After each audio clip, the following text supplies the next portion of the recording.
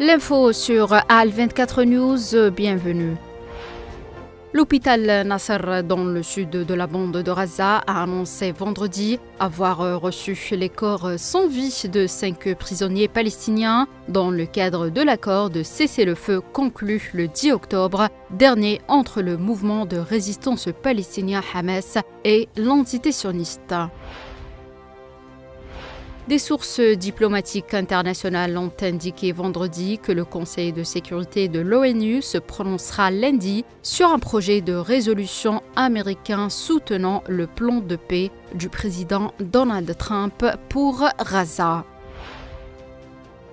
La force intérimaire des Nations Unies au Liban a dénoncé vendredi la violation par les forces d'occupation sionistes de la souveraineté du Liban en construisant des murs de séparation en territoire libanais dans la région de Yaroun.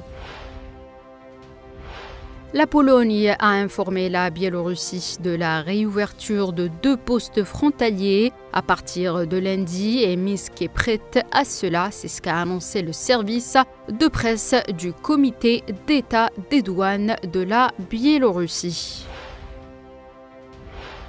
Le président américain Donald Trump a déclaré qu'il pensait que les relations entre la Thaïlande et le Cambodge se passeront bien après avoir tenté de médiatiser une désescalade dans leur conflit frontalier, mais le dirigeant thaïlandais a continué d'exiger de Phnom Penh qu'elle présente ses excuses.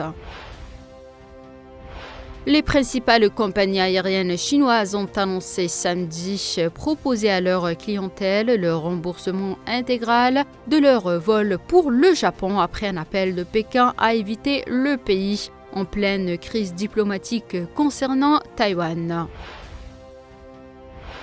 Et enfin, Google a annoncé un plan d'investissement de 40 milliards de dollars d'ici 2027 au Texas pour construire de nouvelles infrastructures d'informatique dématérialisées, cloud et l'intelligence artificielle, dernière annonce d'une série d'investissements technologiques dans l'État américain attractif pour de tels projets. C'est la fin de ce point de l'actualité internationale. Merci de l'avoir suivi.